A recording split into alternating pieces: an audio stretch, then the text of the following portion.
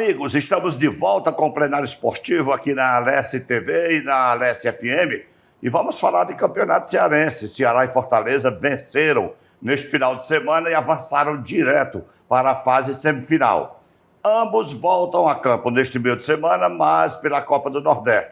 O Ceará vai para um jogo de risco contra o Sport Recife. Vamos já falar dessa partida que acontece nesta terça-feira. E o Ceará recebe o CSA quarta-feira à noite no estádio Presidente Vargas. E tem já os preparativos para o primeiro clássico rei do ano, no Castelão novinho, bem bonitinho. Vai ser sábado à tarde. O primeiro Ceará e Fortaleza, que promete já agitar a torcida neste início de 2025. No primeiro programa do ano, eu estou com Paulo César Norões, estou com o Cláudio Teirã e com o Fernando Graziani e com você, caro telespectador. E nós vamos começar falando de campeonato cearense, porque o Ceará venceu bem, talvez uma das melhores partidas do Alvinegro neste início de temporada, e o Fortaleza fez a conta do chá, fez 1-0, garantiu vaga, a exemplo do Ceará, na semifinal do campeonato, e agora aguardar para ver quem vai. Eu vou começar logo com a classificação aqui, para depois a gente fazer uma análise aqui com os nossos companheiros sobre as possibilidades de cada um, quem corre risco de ser rebaixado, quem não corre, porque o Ferroviário teve numa situação aí meio vexatória, mas a vitória deu um pouquinho de esperança de salvação. No grupo do Ceará, o Ceará tem 12 pontos, já está na fase semifinal. O Floresta tem 5 e caminha bem a sua classificação. O Horizonte 4, o Maracanã 4 e o Cariri 0. Esse aí deve retornar à Série B do Campeonato Cearense no próximo ano. Já no grupo do Fortaleza, o Tricolor tem 12 pontos, também já está na semifinal, na fase semifinal. Aí vem o Tirol com 4. Ferroviário, com a vitória, foi para 4 pontos. O Barbalha, 4. E o Iguatu, que fez uma boa temporada em 2024, não vai bem esse ano, apenas 1 ponto. Ou seja, Iguatu e o Cariri estão caminhando firmes e fortes, ou fracos, firmes e fracos, para o retorno à Série B do Campeonato Cearense. Eu vou começar com o grupo do Ceará, porque jogou neste domingo, vitória importante, né, PC? 5-0, alguns jogadores aí ainda em fase de teste, de experimento, digamos assim, mas já deixando uma boa impressão junto à torcida alvinegra e a garantia já da fase semifinal do Campeonato Cearense. Tudo bem? Tudo bem, Carlos Silva, um prazer estar de volta, né? Depois deste recesso parlamentar. Exato. Né? O nosso plenário está de volta. Um abraço aqui para o nosso querido Graziani, o nosso Teirã, e para o Renato Abreu, que está em algum lugar da cidade comemorando a vitória retumbante do Flamengo no supercampeonato que ele ganhou aí, depois de fazer um esforço danado. Né? Também ganhou alguma coisa em 2025, né? Ganhou já, né? Já não pode dizer que vai passar o ano batido. Né? Mas, enfim, a gente está começando o ano, né? E o Campeonato Cearense, mais do que nunca, está sendo disputado para Ceará e Fortaleza em termos de pré-temporada. Né? Então, o Fortaleza, cada jogo apresenta uma formação diferente, está fazendo rodar o elenco.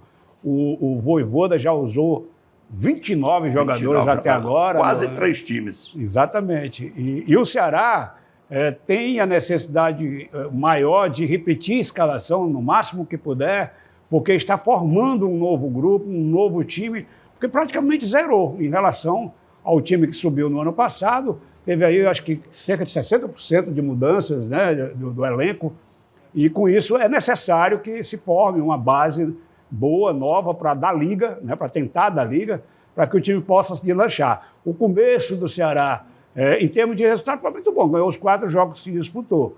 Os primeiros jogos teve um grau de dificuldade um pouco maior, teve os placares apertados. Placar apertado, a questão física, que notoriamente atrapalhava um pouco, a falta de entrosamento ainda, mas o mais importante, o time conseguiu ir construindo os resultados que lhe davam tranquilidade para ir nesse processo de evolução sem maior pressão. E aí os resultados mais tranquilos já começaram a aparecer nos 2 últimos jogos, sobretudo neste último, com essa vitória de 5-0, se bem que os 2 representantes do Cariri, pelo amor de Deus, né, estão passando vergonha no campeonato, principalmente o Cariri, que só leva de de goleada para cima, né? Vai jogar agora com o Iguatu. Vai jogar agora. Nesta segunda noite. Daqui a pouco a bola rola para eles, né? Porque, inclusive, a gente encontrou com... O Carlos Silva estava até comigo, né, no sábado, na volta dos trabalhos na Assembleia, na posse da nova mesa diretora. Esse jogo agora... Encontramos com o Nelinho. É exatamente entre os dois do Cariri.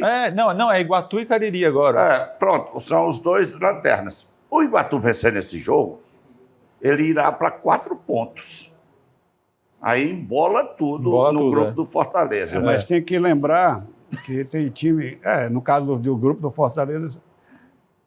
Não, é porque o Iguatu é do grupo do... O Iguatu tem 1 ponto. Se ele vencer o Cariri hoje, ele vai para 4. Aí ele empata em número de pontos com Tirol, Ferroviário e Barbalha. Mas lembrando que o Tirol joga amanhã também contra o Maracanã. E o Tirol pode ir a 7 pontos. Ele tem um jogo a menos aqui. Exatamente. Então, se o Tirol ganhar amanhã, vai complicar demais a vida do Ferroviário e do próprio Iguatu, mesmo que ganhe, ou do próprio Barbalha, porque ele só vai ter mais um jogo depois.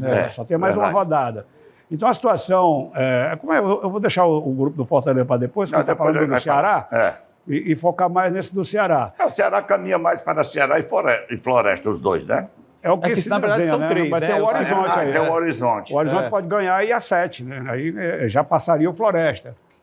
Um detalhe interessante é que o Horizonte tem um jogo a menos do que o Maracanã. É esse, né? Que é o que ele vai jogar hoje. Ele vai jogar hoje... Não, hoje não. Amanhã contra o Tirol. Contra o Tirol. Amanhã é um jogo que pode embolar um dos dois grupos. Né? E tem a questão do rebaixamento, que não é direto o rebaixamento. Vamos lembrar que tem um torneio da morte. Tem um torneio da morte. Depois, os 2 últimos colocados de cada grupo vão participar de um quadrangular aí, o torneio da morte, para ver quem são os dois. Ou seja, quem está praticamente morto pode ganhar uma sobrevida. A gente estava junto lá na Assembleia no sábado, que era que eu ia falar naquela hora, e encontramos o Nelinho, o deputado Nelinho Freitas, que é filho do Raimundinho, que é o dono do Cariri. É dono da funerária do Cariri e do clube Cariri. E ele falava que... o time, né? Eu até brinquei no grupo lá que o time está perdendo demais porque está parece que morto em campo, que tem tudo a ver com o negócio do... Ele que era conhecido como aquele que enterrava os adversários, o perigo é enterrar o time. Mas não vai ser falta de funerária, né? Não vai ser falta. Tudo bem, Clauterano? Então, só para concluir, eles estão contratando um novo... Contrataram um novo treinador, mudaram o treinador, e o foco deles já é esse torneio da morte. Ele já sabe que não vai para lugar nenhum. E o torneio da morte para tentar salvar o time para a próxima temporada. Clauterano, tudo bem? Tudo bem, Carlos Silva. É um prazer estar de volta aqui no nosso plenário esportivo. Mais uma vez, o Campeonato Cearense caminha para os 2 de sempre, Ceará e Fortaleza, né? Pelo nível apresentado pelos demais até aqui, né? Mas é preocupante, Carlos Silva, porque assim, olha, de todos os jogos que eu assisti, vamos dizer assim, o time que tem um pouquinho de padrão fora o Ceará e o Fortaleza, né? É o time do Maracanã, que eu achei, que é treinado pelo Júnior Cearense, né? Que é um time que, pelo menos, sabe marcar. Mas, assim, é como se o Fortaleza e o Ceará estivessem jogando, e o PC foi muito feliz em falar isso, jogos-treinos sim, mas é como se fossem jogos-treinos praticamente com equipes amadoras.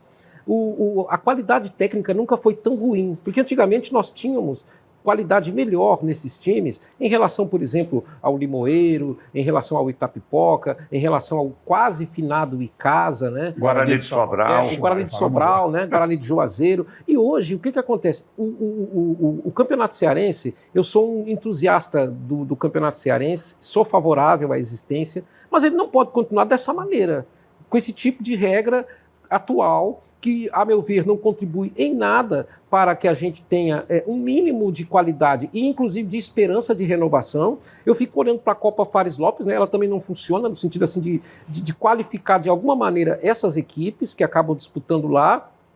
E o resultado é que eu nunca vi um nível técnico tão ruim. O resultado é que o Ceará e o Fortaleza, para a gente saber como eles realmente estão, nós vamos ter que esperar o Clássico Rei, que é justamente o maior teste. Fortaleza e Sport amanhã, que é um teste bom também. Né? Pois é, mas eu digo assim, de qualquer maneira, a Copa do Nordeste, que de qualquer forma é uma competição, vamos dizer assim, que é de fora do estado, né? O campeonato regional, porque o Ceará e o Fortaleza, nós sabemos do peso da rivalidade. Ano passado, por exemplo, se a gente fizer uma análise, o Fortaleza tinha mais time do que o Ceará, mas quem é que terminou campeão cearense? Foi justamente o time do Ceará, né? Então, esse teste, pela importância que tem o clássico, eu acho que esse campeonato precisa ser repensado, ser revisto, porque no final das contas, em todos os estados, existe problema com os campeonatos regionais. Mas eu acho que o campeonato regional é uma tradição que precisa ter um encaixe melhor no calendário do futebol brasileiro.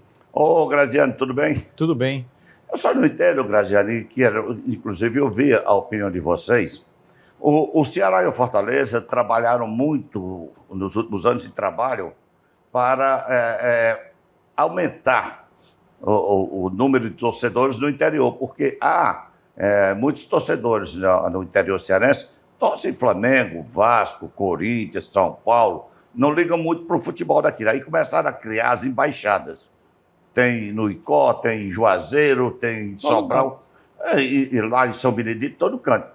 Aí, no momento que a torcida começa a despertar um pouco de interesse por Ceará e Fortaleza, aí eles não vão jogar no interior. Não vão dar a oportunidade do torcedor do Ceará e do Fortaleza, lá do Iguatu, de Juazeiro, lá de Barbalha, de ver os times em ação. Não é um contraditório, não, isso aí? Eu acho. Primeiro, um abraço para todo mundo, prazer estar de volta, adoro fazer esse programa. Olha, PC, Teran e Carlos, a realidade é que existe uma ausência de vontade da Federação Cearense, do Fortaleza e do Ceará dessa interiorização. Por quê? Porque já estão em outro patamar. Na verdade, eles pensam, não precisamos mais, não precisam mais. Olha a receita do Fortaleza, olha a receita do Ceará. Para que eles vão fazer isso? Ficam pensando no desgaste, vamos tentar evitar aí o máximo viajar. A realidade é essa, infelizmente.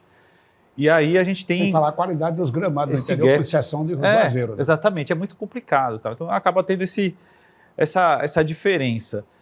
O que vocês falaram até agora, eu nem quero ser repetitivo, porque eu acho que o Teran e o PC falaram tudo sobre o nível do campeonato. Eu só colocaria uma outra observação que o Marcelo Chamusca, dentro da alimentação, ele consegue fazer um bom Floresta. E o Floresta, eu acho que até superou um pouquinho o Maracanã. O Maracanã deu muito trabalho, né? Também perdeu do Ferroviário até de forma surpreendente. Eu não achava que o Ferroviário ganharia no Maracanã, até porque, pelo que o Maracanã apresentou, né? Contra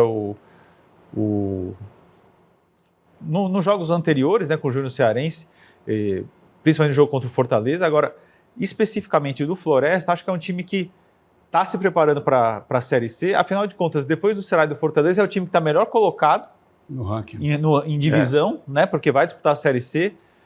Então vejo bons jogadores, mesmo jogando com um jogador a mais, o que facilita, mas ainda assim deu trabalho. O Breno, goleiro do Fortaleza, fez uma boa partida, deixou uma ótima impressão. Pô, temos um reserva pro João Ricardo, que é seguro, né? Então... Agora, de maneira geral, falando especificamente do jogo do Ceará contra o Barbalha, gostei muito dos gols construídos pelo Ceará, porque foram 4 gols com assistências, ou seja, jogo jogado, bola no chão, jogo assistido. Então, o Mugni deu 2 assistências, o Marlon deu assistência, o Matheus Araújo que entrou deu assistência. Então, acho que isso foi animador, porque o Ceará vinha jogando até então com bolas muito aéreas, bolas dispersas, aleatórias, e contra o Barbalha, que também é um adversário fraco, evidentemente, porque quando a gente fala adversário fraco, não é menosprezando os jogadores, pelo contrário, é que é a realidade, porque a soma dos elencos não pagam nenhum jogador do Ceará e do Fortaleza.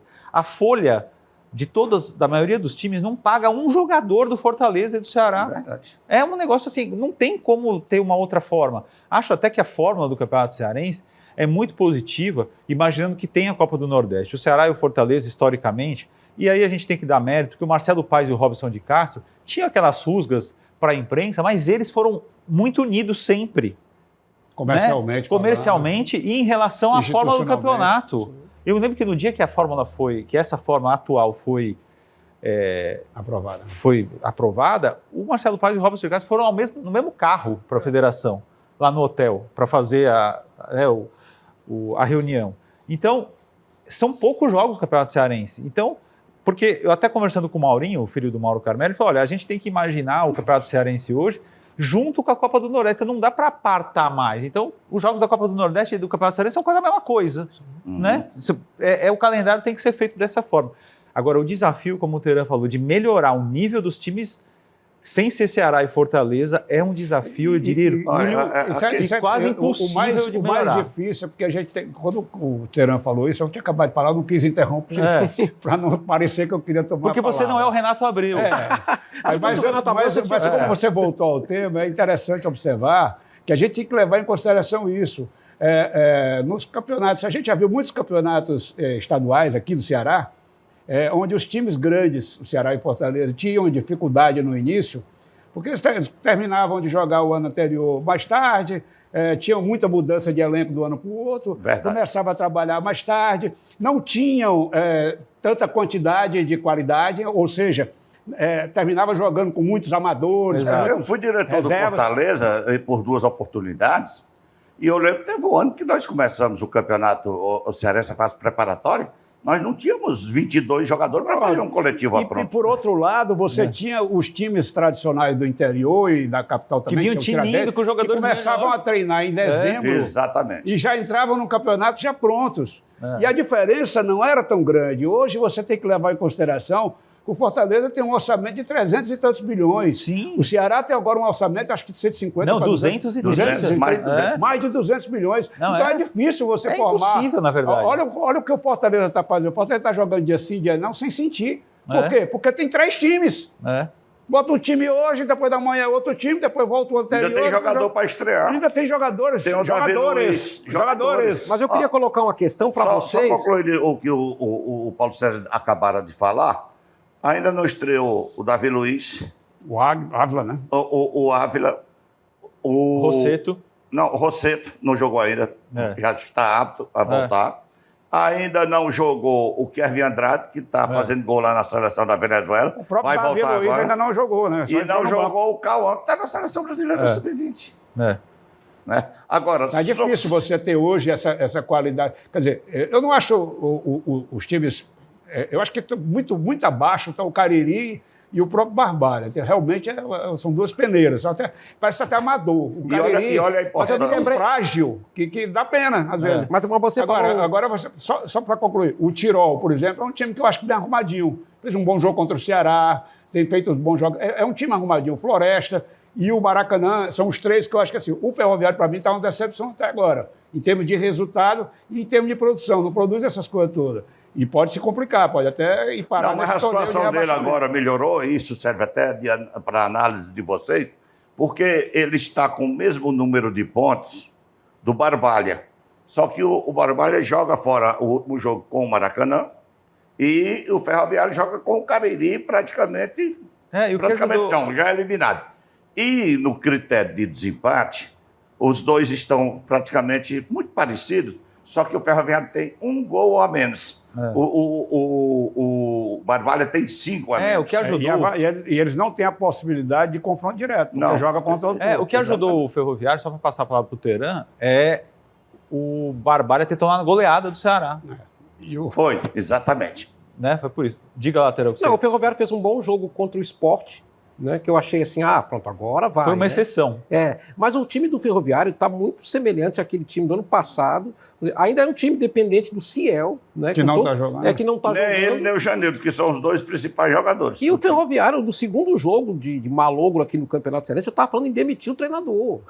Mas é o comum do Ferroviário. O Ferroviário demitiu um treinador ano passado porque perdeu a disputa de pênaltis. Mas eu pedi o espaço para essa intervenção aqui para colocar para vocês uma questão. Porque, por exemplo, se a gente levar em conta o que o PC falou aqui, de como era o Campeonato Cearense, como ele já foi, né?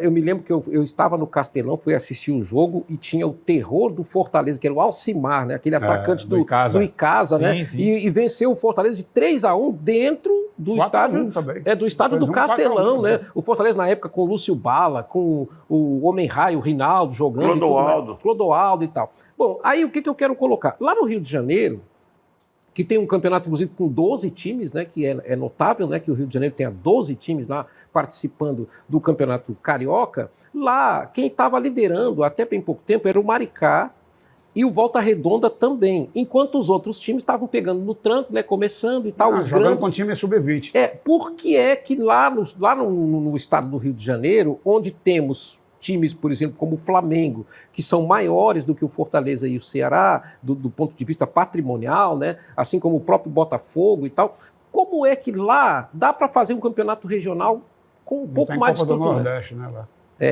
É isso. Pronto, está aqui uma boa resposta. Lá não tem Copa do Nordeste. O Flamengo teve que botar agora na última partida mais da metade do time titular, porque estava correndo o risco. Estava em oitavo lugar. Estava correndo o risco de não ir nem para a próxima fase. Porque foi para os Estados Unidos e deixou o time sub-20 jogando. Sim. O Botafogo, o Fluminense veio estrear quinta-feira passada, o time titular. O Botafogo foi ainda pior, porque desmantelou o time todo do ano passado. E o Vasco está tentando também se refazer. Então, o Campeonato Carioca, a Vera, está começando agora, dessa semana passada para cá. E é curioso que o Campeonato Carioca, ele, há alguns anos atrás, ele era considerado o estadual mais charmoso, porque eles conseguiam, forçando a barra, dar importância para a Taça Guanabara, para a Taça Rio. Aliás, o critério do Campeonato Carioca e do Paulista são 2 critérios totalmente absurdos. Hoje... O Carioca hoje, o Fluminense é o 9º colocado. E tem uma coisa com também... 7 pontos. O primeiro é o Volta Redonda com 13, o Vasco tem 13, Nova Iguaçu 12, Maricá 11, e o Flamengo 10 e o Botafogo 9. Ainda temos o Sampaio Corrêa, que é novato, na frente do Fluminense. Agora, registrar aqui que o Volta Redonda subiu da Série C para a Série B e é um time que está... Tem uma coisa que você falou bem interessante. Do Campeonato Carioca. O Campeonato Carioca tinha esse negócio do charme. Não é SAF não, mas é um time profissionalizado. E é uma cidade que tem dinheiro, né? Da região do Aço lá e tal.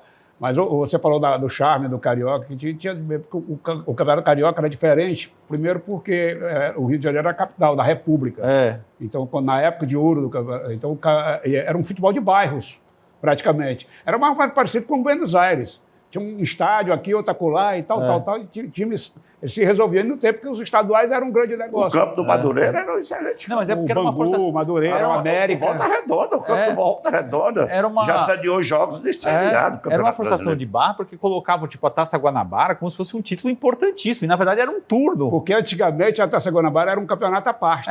Sim. Aí depois o calendário foi encolhendo, aí passaram a ser, o primeiro turno passou a ser a Taça Guanabara e criaram a Taça Rio. No currículo dos jogadores do técnico estava assim, 4 títulos da Taça Guanabara. Sim, mas é um primeiro turno do campeonato. Hoje é um jogo. Hoje é um jogo, né? Porque a forma lá é bem maluca. Mas, de toda forma, o Clássico Rei, e a gente vai, quando a gente vier aqui na segunda-feira que vem, nós vamos falar já do resultado do jogo, o Clássico Rei e esses 2 jogos da Copa do Nordeste vão dar não é pelo resultado não, porque o resultado pode acontecer qualquer coisa, mas é pelo desempenho, porque o Fortaleza vai jogar com o Sport e o Sport... Mas vamos deixar a Copa do Nordeste para o segundo bloco? Perfeito. Eu quero fazer com vocês uma conjectura aqui, qual a opinião de vocês de quem deve se classificar em cada grupo. O Ceará e Fortaleza. Bota a tabela de novo aí. Não tem, mas eu tenho aqui. Não tem não. Ceará e Fortaleza já estão classificados, daí no grupo do Ceará, o Floresta com 5 pontos está bem encaminhado, né? Agora... O Horizonte tem 4 pontos e um jogo a menos do que o Floresta. E o Maracanã, 4 pontos, 4 jogos. Aqui caminha para dar Ceará, Floresta e Horizonte, concorda? Só para situar o torcedor que ainda não está por dentro, o Ceará e o Fortaleza, como cabeças do grupo, né, líderes, eles já vão direto para a semifinal. Isso quer dizer o quê? Que o segundo e o terceiro colocados se classificam. E se enfrentam. Para disputar a semifinal e vão se enfrentar porque no outro grupo é a mesma coisa. Então, a briga boa ainda existe. Se você tem briga dos 2 grupos, na verdade. Até o Cariri. O Cariri ainda joga hoje, né? E o Fortaleza mais o Cariri ainda tem chance de ir se vencer hoje. Se ele vencer, ele ainda vai ter chance na última rodada. Enfim. Então, assim, tem o Ceará e o Fortaleza já classificado e o resto está embolado. Acho que é bem previsível, sabia? Mesmo o Floresta, que eu até acho que é um melhor time ali, mas pode muito bem o Maracanã e o Horizonte podem passar o Floresta. Inclusive, o Floresta desperdiçou uma boa oportunidade de ganhar pelo menos mais 1 ponto quando jogou boa parte do tempo da partida com um homem a mais contra o Fortaleza. Exatamente. Com a expulsão do Sacha. Teve o domínio, inclusive, mas finalizou muito pouco. Na própria falta que deu origem à expulsão do Sacha, eles iam fazendo gol, a bola batendo no travessão na cobrança da falta. Parece-me que o Breno toca nela e ela bate no travessão. O Breno toca. No segundo tempo, o Fortaleza um pouco mais cansado, o Floresta deu mais trabalho. O Floresta foi mais à frente. E o Fortaleza ficou um pouco mais recuado. Foi aí que apareceu o Breno em 2, 3 boas defesas. Tinha entregue no começo do jogo, quando tentou sair jogando, perdeu a bola e o cara chutou para fora. Exatamente. E teve o gol perdido, né, do Vinícius. Bom, enfim, de qualquer maneira, me parece que há uma boa possibilidade. Esse jogo do Vinícius foi o anterior. Mas, de qualquer maneira, o Fortaleza foi efetivado a encontrar situações que até então não tinha conseguido. Ou seja, um bom teste, né? Foi jogar com 2/3 do tempo com um jogador a menos. Antigamente nos coletivos faziam muito isso. Botavam um time com 11, outro com 10, até o titular, o considerado titular com 10, exatamente para ser mais exigido. Mas terminou hoje o primeiro bloco? Claro. Algum detalhe não se acrescenta no segundo? Faltou falar só uma coisa, porque é importante a gente falar. Primeiro, em relação ao Clássico Rei. Não, vamos falar de Clássico Rei agora no segundo bloco. Eu pensei que ia só falar da Copa do Nordeste. Nós vamos encerrar esse primeiro bloco do plenário esportivo. Aí no segundo bloco, na volta, nós vamos falar do Clássico Rei, o primeiro do ano, e vamos falar também de Copa do Nordeste. Tem 2 jogos neste meio de semana. A gente volta já já.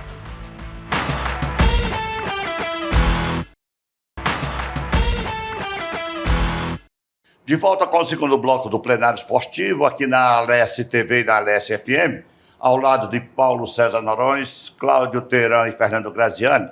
Agora nós vamos falar de Copa do Nordeste e vamos falar do Clássico Rei. Vamos começar pelo Clássico Rei, porque a gente... ou então Copa do Nordeste, que antes serve até de preparativos, né, para o Clássico de domingo. O Fortaleza vai... já está lá, inclusive, a Recife para o jogo amanhã, terça-feira à noite. Jogo de risco, principalmente depois. Sem público, né? Sem público, mas mesmo assim, fora de campo, o maior risco que o time correu foi fora de campo. Verdade. E a revolta da torcida do esporte, por causa exatamente do veto, que não está definido ainda, o Tribunal de Justiça de lá ainda vai analisar um mandato que o esporte deu entrada, tentando liberar público único. Público único, seria só a torcida do Esporte, Fortaleza não teria, mas ainda não está decidido. A princípio, será sem torcida. Mas a revolta aumentou mais ainda, a raiva maior, é um jogo de risco, tenho certeza que Fortaleza tomou todas as providências em matéria de segurança, mas é um bom teste para o Fortaleza, né, amigos? Esse primeiro jogo fora de casa pela Copa do Nordeste. Sem dúvida. Graziano, começa com você. Fortaleza vai ter um nível de enfrentamento do Fortaleza nessa semana vai ser incomparável com o que aconteceu até agora, né? Não dá para ter a menor comparação do que teve até agora. Não que isso vá ser essencial. A temporada do Fortaleza não vai ser decidida por esse jogo contra o Sport nem pelo Clássico. Mas é uma importante situação para analisar o termômetro de preparação. Primeiro que a curiosidade, porque o que aconteceu? O Fortaleza teve um time contra o Motoclube e o contra o Cariri foi basicamente o mesmo. E nos outros 2 jogos foi o considerado reserva. Quando a gente fala reserva e titular do Fortaleza, sempre tem alguns torcedores que observam, mas o Vojvoda não tem titular, não tem reserva. Médio. Porque se você imaginar que o João Ricardo, o Mancuso, o Lucero, o Moisés, o Marinho e o Paul Fernandes não são titulares, reserva que eles não são, né? Talvez o nome correto seria o time base. O time base. Fortaleza tem um time base. Esses 6 sofrem Esses mudança. 6 caras que eu falei... Com certeza. São titulares absolutos. Tem. Agora, eu não sei se eles todos vão jogar contra o Sport, já pensando no jogo contra o Ceará. Se bem que vai ter um tempo vai ter um tempo, né? Mas, de qualquer maneira, o que aconteceu? Nesse último jogo contra o Floresta, ele fez uma intersecção, o Vojvoda, de jogadores que atuaram, entre aspas, como os melhores e os não tão bons, assim. Porque o Breno Lopes, o Kaiser, esses caras, eles estão buscando espaço, eles estão mostrando para o Vojvoda, olha, se você precisar, a gente está aqui.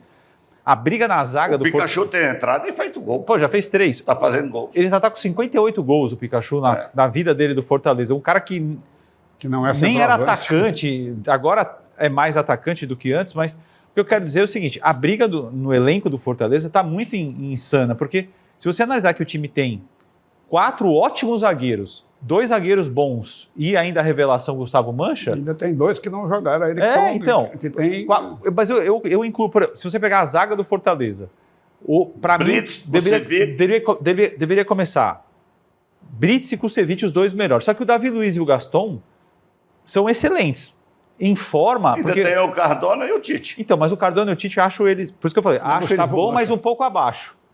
Mas... O Cardona e o Tite. O Kusevich e o Brits, para eles, são os melhores. Agora, o Davi Luiz e o Gaston Ávila, eles podem muito bem virar titulares. O Gaston... É importante a gente dizer uma coisa. O Fortaleza não pagou 80 milhões pelo Gaston. Mas o Gaston Ávila é o jogador mais caro do elenco do Fortaleza. Sim. É o mais avaliado mundialmente caro, porque ele custa 80 milhões de reais. Com apenas 23 anos de idade. Então, o Fortaleza ter conseguido tê-lo por um ano, imagino que, vamos supor que ele arrebente. A opção de compra do Fortaleza, o Fortaleza vai ser a maior compra da história do futebol do Norte, se o Fortaleza comprá-lo. Mas a gente não sabe, investidores, mas a gente não sabe como é que vai ser. O que eu quero dizer é que tê-lo foi muito importante, até porque ele falou, olha, para eu recuperar meu futebol, o melhor lugar é ir para onde tem 18 mil argentinos. Foi fundamental nessa então tem um monte de argentino, né? Então, o Fortaleza tem uma briga ali. Mas esse jogo contra o Sport... Laterais tem 5. Tem 3 na esquerda e 2 na direita. Exatamente. Mas assim, não tem como você não dizer que o Mancuso é disparado o melhor lateral do Fortaleza e um dos melhores do Brasil. Exatamente. Né? Então, tudo isso vai ser começar a ser colocado à prova agora. Vamos ver qual é a estratégia do Vojvoda. O jogo contra o Sport está mordido porque perdeu do Santa Cruz, está gastando uma fortuna. Eu não entendi porque o Sport gastou uma fábula num jogador que eu acho mediano, o Carlos Alberto do Botafogo. Também. 15 milhões de reais, eu não entendi essa contratação. Romão é a cara dele. Eu não entendi essa contratação, não entendi, mas vamos ver. Eu torço para os 5 nordestinos e torço muito ficarem na Série A, mas vai ser um enfrentamento muito legal para o Fortaleza na terça-feira. E sábado é aquela coisa, a medição de força não vale absolutamente nada para o campeonato, mas vale tudo para a rivalidade e para começo de trabalho. Para eventual vantagem não, final? Porque não tem vantagem. Os 2 jogos são no Castelão, não tem vantagem. Mas vantagem não tem, né? Tem não. Na realidade... Na verdade, vale o mando do último jogo. Mas é muito bom, né? Porque você tem mais mando no final. Eu queria na realidade, é um treino elitista. Exatamente. Mas eu queria voltar. Nunca será treino. Mas eu queria voltar ao... Mas quando eu digo um treino, Teran, é porque em matéria de colocação, de vantagem, não tem nada. Mas quem perder, meu amigo, sai lamentando muito. Sai.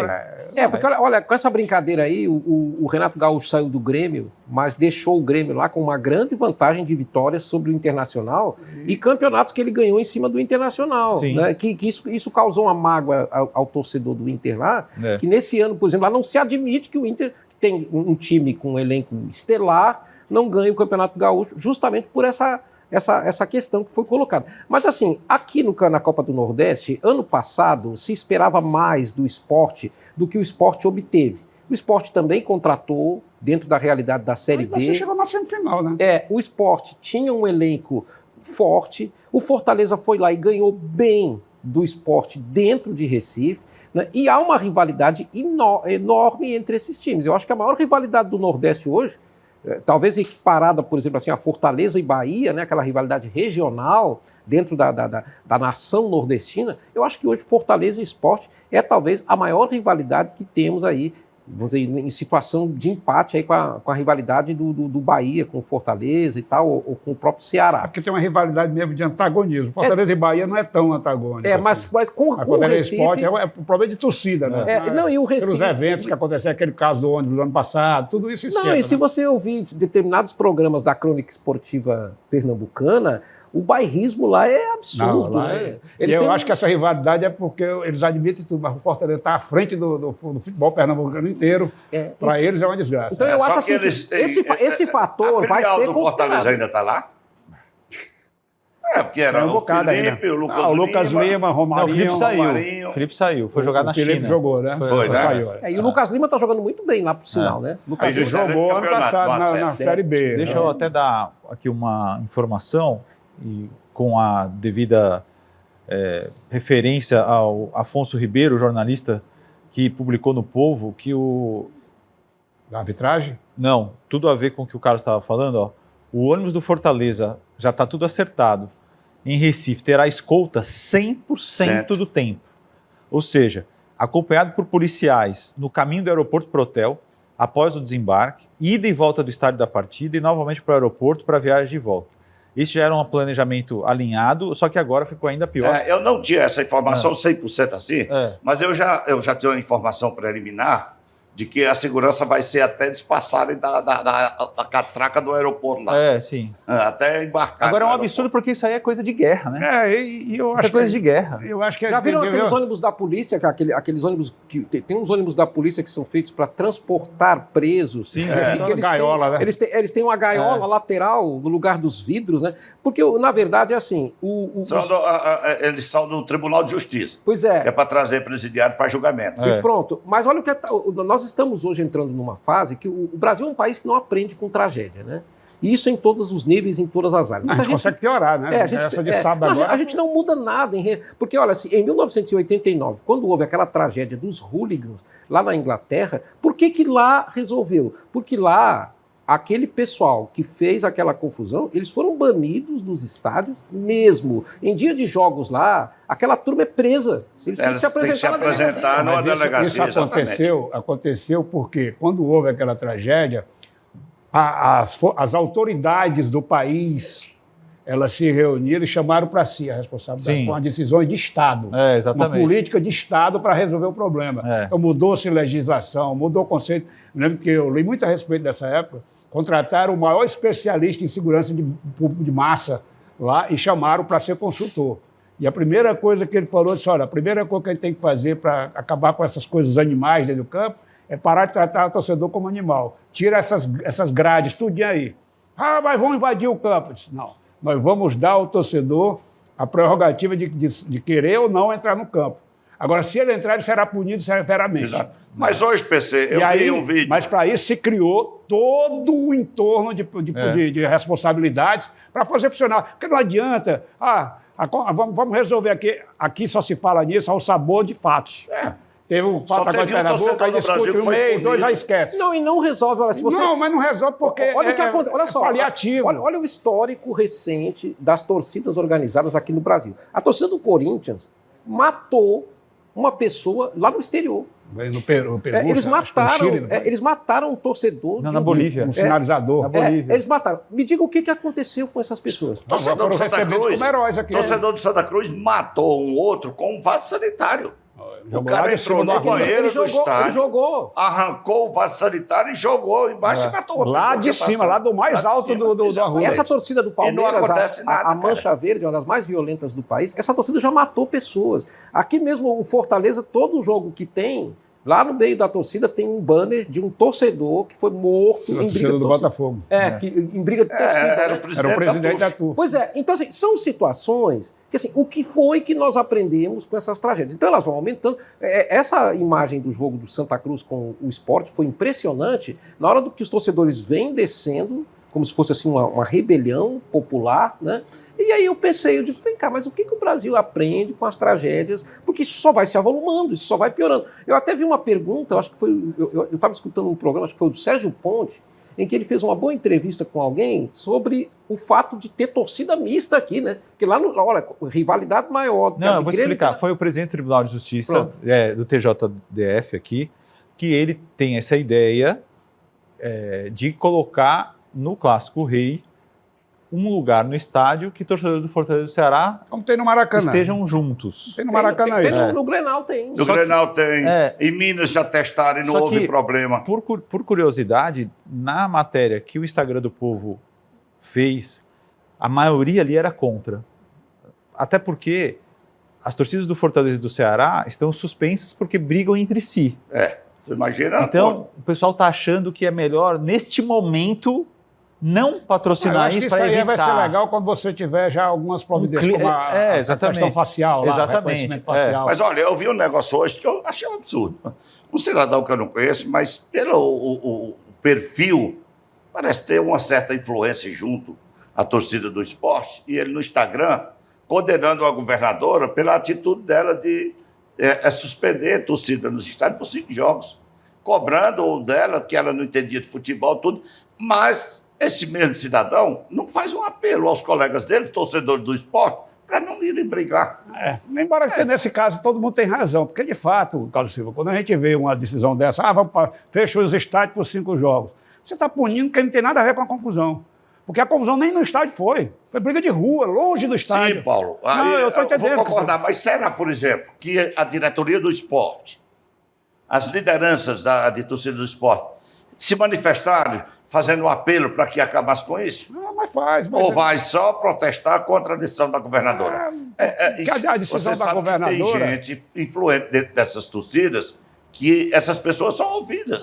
Cara, é o seguinte, a gente não pode dissociar o que acontece nesse patamar aí do que acontece na sociedade de uma maneira geral. Claro. As autoridades não conseguem dar jeito na violência do dia a dia, que existe em todos os lugares. Principalmente nas comunidades mais carentes. Pois vamos falar de bola rolando, esporte... Então, imagina se uma governadora, no caso lá ela toma uma medida dessa, é simplesmente porque ela não sabe o que fazer. Aí quer dar uma resposta imediata para o público. Aí a única coisa que tem mais factível é jogar. Por quê? Porque para resolver de fato esse problema, precisa daquilo que a gente falou antes. É uma coisa estrutural, tem que ser em nível de país, tem que envolver as autoridades, altas autoridades da República, o parlamento, tem que criar legislação, porque tudo fora disso é paliativo, é só para dar respostas para os casos que acontecem. E aí, dá-se ali uma discussão, acaba, o negócio é esquecido e fica esperando o próximo caso para discutir tudo de novo. Mesmo que não tenha nada, o básico seria prender o CPF, porque suspender um CNPJ é absolutamente impossível.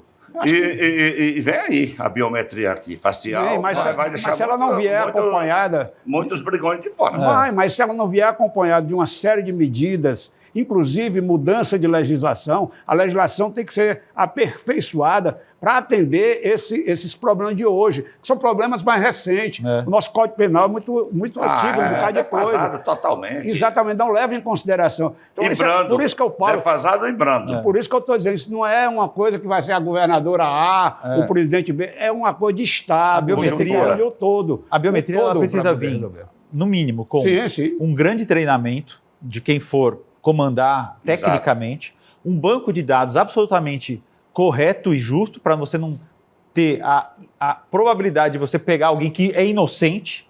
Outra coisa, em todo o estádio vai ter que ter um policiamento específico para aquilo. E vão ter câmeras de alta resolução. Quando alguém for detectado ou com mandado aberto ou com alguma irregularidade, ou com alguma condenação, ele precisa ser preso imediatamente. Exatamente. Então, é uma estrutura em volta da biometria facial que, em tese, se bem feito... Castelão já facilita, já tem uma delegacia exatamente. lá dentro. Se bem feito, vai tranquilizar muito, porque hoje... Por exemplo, no estádio do Palmeiras tem biometria facial, dezenas de pessoas já foram presas. Por isso que aquele rapaz que arremessou a garrafa lá que matou a jovem foi preso. Porque o cara, além de ser criminoso, ele tem a cara de pau e a liberdade de ir a um campo de futebol. E quem são os favoritos da rodada do meio de semana da Copa do Nordeste? Vamos começar pelo jogo de fora. Sport Fortaleza, tem favorito? Eu quero colocar o seguinte, eu acho que não tem favorito, mas eu estou muito atento, estarei atento à distribuição tática do Vojvoda, porque eu acho que a partir daí nós vamos ter um balizamento do que o Vojvoda quer para esse time do Fortaleza, com as peças que ele tem e, principalmente, como ele vai fazer para enfrentar o Ceará. Por quê? Porque eu quero até jogar uma provocação aqui para o PC e para o Graziano e para o Carlos Silva, porque ano passado... Um provocador. Olha só. Olha só. É um provocador Abreu, hein? É um provocador gentil. Mas ano passado aconteceu um episódio. Uma parte da torcida do Fortaleza reclamou do Vojvoda, dizendo que o Vojvoda não ligava para a importância do Clássico Rei e que foi por isso que o Fortaleza perdeu o Campeonato Cearense de 2024. Vocês concordam? Em parte. Não, com a percepção da torcida. Sim. Só que aí eu não concordo que é isso, que seja, digamos, um descaso. Sim. Eu acho que é a questão estrutural. Eu acho que o Fortaleza está se aperfeiçoando todos os anos para eliminar esses problemas que terminam sendo interpretados de maneira errada. Exatamente. Então, por exemplo, hoje você vê um Fortaleza começar a temporada com 3 times montados dentro de casa. Isso para quê? Para exatamente não ser atropelado por essas coisas e não causar essa percepção, estão fazendo pouco do campeonato estadual. Não, estão levando tão a sério que hoje as providências que eram começadas a ser tomadas no meio de fevereiro para frente, pensando no campeonato grande, que era o nacional, hoje já é feita de véspera. Pronto, Então, eu estive lá em Porto Santo Luís, na Flórida, acompanhando aquela fase de treinamento do Fortaleza, e eu fiz uma entrevista com o Vojvoda, uma entrevista exclusiva com ele. Uma das perguntas que eu fiz para ele foi o seguinte: Campeonato Cearense, Copa do Brasil, Copa do Nordeste, Série A, Libertadores, qual a prioridade? Todos. Aí ele disse, você priorizaria qual? Eu disse, todas. Ele disse, já me respondeu. É isso mesmo. É. Então, você tem toda a razão no que você está dizendo. Eles vão priorizar todas as competições. Por quê? Porque eles têm quantidade e qualidade para disputar todas com condições. E estão montando essa qualidade com quantidade exatamente para poder fazer frente nessas coisas. Mas o treinador disse que você tem favorito. ano a ano. Né? Tem favorito, PC? Rápido, porque Não, estamos o chegando Sport aí. e Fortaleza é um clássico, né? Eu acho que você vai dizer assim, o Sport tem a vantagem de estar jogando em casa, no terreno dele. Lembrando que o Fortaleza nunca ganhou na Ilha do Retiro, é um tabu a mais. Que não ganhou, Mas rapaz. ganhou na Arena Pernambuco. Na Ilha do Retiro foi. nunca ganhou. É verdade. Então tem um tabu aí pro... Acho que é difícil saber favoritismo, depende muito da escalação que o Fortaleza vai ter, né, contra Exato. o Sport, e também qual é a escalação E a conjuntura do do jogo. Sport. O Sport veio muito mais aceso porque perdeu pro Santa É, Cruz. sim. Esse jogo ganhou uma importância até O maior. Ceará é favorito contra o CSA? o Ceará- É do PV, né? É, no PV. O É Ceará, favorito, o Graziano? na minha visão, é pelo seguinte: o CSA é um time que está na Série C do Campeonato Brasileiro, teve poucos investimentos, os investimentos são modestos, o Ceará vai jogar em casa. Só um detalhe, que o Ceará vai ter que conviver com uma pressão. Por quê? Porque o Ceará perdeu do Náutico, foi muito mal contra o Náutico, o Ceará, na estreia da Copa do Nordeste. O Náutico deu 15 chutes a gol, fez um. O Ceará deu um chute a gol. Exatamente. Aquela E coisa, ia fazendo. não perdeu por um lance aleatório, É. perdeu realmente porque Não, o Náutico mereceu Mas o ganhar. Ceará perdeu demonstrou, perdendo, mas né? o Ceará demonstrou naquele jogo contra o Náutico que o time está muito desarrumado ainda, né? E esse é um desafio. normal. Não, mas natural. daquele jogo para cá já melhorou bastante. Agora, o que eu quero dizer é o seguinte: esse teste contra o CSA está invicto na temporada. Evidentemente que o enfrentamento do Campeonato Alagoano também não é forte, mas o CSA passou pela pré-Copa do Nordeste, conseguiu ganhar vários jogos e está invicto na temporada. São 10 jogos sem derrota. Então, vai ser um nível de enfrentamento muito maior do que o Ceará estava tendo no Campeonato Estadual. Então, e vai ter que entender a jogar com a pressão, porque um empate ou uma derrota do Ceará deixam o time numa situação já Porque pressionada. É confronto direto, né? Então, Porque joga dentro da chave. né? são confrontos diretos. E diminuiu uma rodada, agora são 7, vão ter passado 2. Mas eu acho Não que poderemos ter um campeão culposo, né? Então eu acho que o Ceará, sem dúvida. Porque o Fortaleza, o ano passado, se classificou com 8 pontos. O Fortaleza estaria eliminado no outro grupo, outro né? grupo. Sim. Né? Então, mas regulamento é isso mesmo. Agora, o Ceará, o Léo Condé ontem, né, ele disse que já estava com 80% do time básico, porque o Léo Condé, ao contrário do Vojvoda, ele tem uma outra filosofia. Filosofia essa que eu respeito também e que deu muito certo no Ceará. Ele chegou, o Léo Condé, acertou a defesa e identificou qual era o time titular. Ele só mudava em últimas circunstâncias. E é o que ele vai fazer de novo. Então, algumas dúvidas do Ceará na zaga. Por exemplo, Marlon e Ramon jogaram ontem. Eu não sei se William Machado e Éder, para mim, são melhores, mas, ao que tudo indica, Marlon e Ramon. A lateral direita está aberta, o goleiro está aberto. Meio campo, por exemplo, o Lourenço, para mim, tem que jogar. Só que aí quem vai ficar de fora? O Fernando Sobral vai ficar de fora? Ou o Richardson? Então, tem bons jogadores ali no meio campo para ele fazer... O Richardson ainda não está suspenso, não? Não, ainda não. Toma cartão. Ainda não. Mas então... Mas é um jogador importante para jogo duro. exatamente. Então, vamos... o cartão demais. E o Ceará... É o Brits do Ceará. Por mais que tenha ganhado de 5-0 do Barbalha, eu acho que foi um bom jogo, como eu falei, muito jogo aproximado, muitos passes, isso eu achei que foi legal. Não é porque fez 5 gols que o time ainda não precisa de 2 centroavantes, não tem nenhum ainda.